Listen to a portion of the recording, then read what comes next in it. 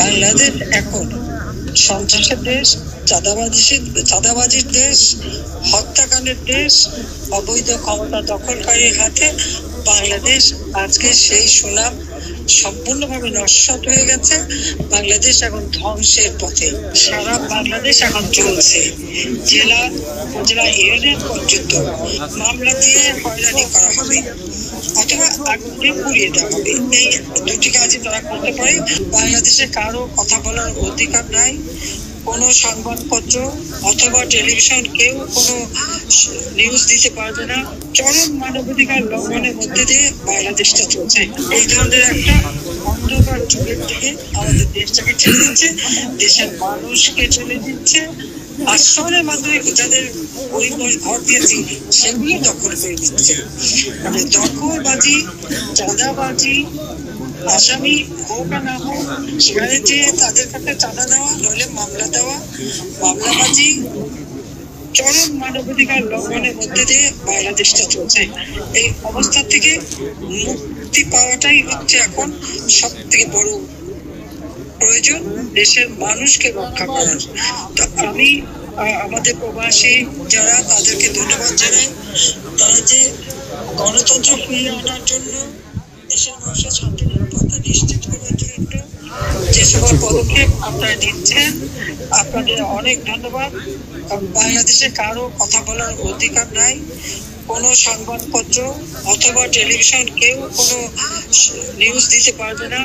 সব জায়গায় তার ওই মেটিকুলাসলি ডিজাইনের মাস্টার মাইন্ডের প্রতিনিধি সব জায়গায় বসে আছে। আওয়ামী লীগের লক্ষাধিক নেতা কর্মী আমাদের বাড়ি ঘর পুড়ে অঙ্গার হয়ে গেছে এবং যার ভুক্তভোগী আমাদের অনেকে প্রবাসীও।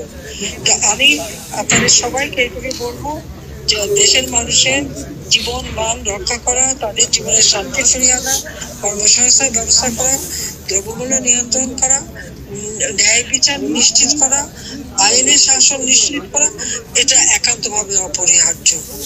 তার জন্য আপনারা যে আন্দোলন করছেন সেজন্য আপনাদেরকে আন্তরিক ধন্যবাদ জানাচ্ছি। আর আন্তর্জাতিক ভাবেও আমার এটাই আবেদন থাকবে যে একবার ফিরে দেখুন, আওয়ামী লীগ 2009 সাল থেকে এই 24 সাল পর্যন্ত বাংলাদেশকে উন্নয়নের রোল মডেল হিসেবে বিশ্বব্যাপী প্রতিষ্ঠিত করেছিল। বাংলাদেশ ছিল বিশ্বের কাছে উন্নয়নের বিস্ময়। আর দুর্ভাগ্যের বিষয়, সেই বাংলাদেশ এখন সন্ত্রাসের দেশ, চাঁদাবাজির দেশ, হত্যাকাণ্ডের দেশ, অবৈধ ক্ষমতা দখলকারীর হাতে বাংলাদেশ আজকে সেই সুনাম সম্পূর্ণভাবে নস্যাৎ হয়ে গেছে। বাংলাদেশ এখন ধ্বংসের পথে। এই ধ্বংসের হাত থেকে দেশ ও জাতিকে সকলে মিলে রক্ষা করতে হবে, সেটাই আমার সকলের কাছে আবেদন। সবথেকে দুঃখের বিষয়, জাতির পিতার নাম মুছে ফেলা, তারকে অপমান করা।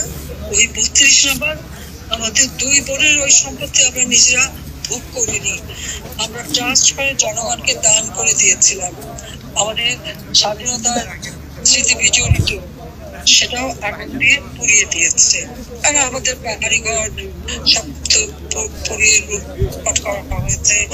কাজে সারা দেশের মানুষেরই যেমন সবকিছু গেছে, এটা নিয়ে আমাদের কোনো আফসোস নাই। আফসোস একটাই যে দেশটাকে সোনার বাংলা করে তোলার পথে আমরা এগিয়ে নিয়ে যাচ্ছিলাম, দ্রুততার সাথে বাংলাদেশের মানুষের জীবন বা কোথাও হাঁকার ছিল না, কোথাও ভিক্ষাবৃত্তি ছিল না। মানুষের জীবনে স্বস্তি ফিরে এসেছিল, সেটাকে নস্যাৎ করেছে। এবং সাধারণ মানুষ, সাংবাদিক, সংস্কৃতিসেবী, সংখ্যালঘু সম্প্রদায়, ব্যবসায়ী সম্প্রদায়, প্রত্যেকে আজকে জীবনে হাহাকার। এটাই আমার বক্তব্য। সবাইকে ধন্যবাদ জানাচ্ছি। জয় বাংলা, জয়।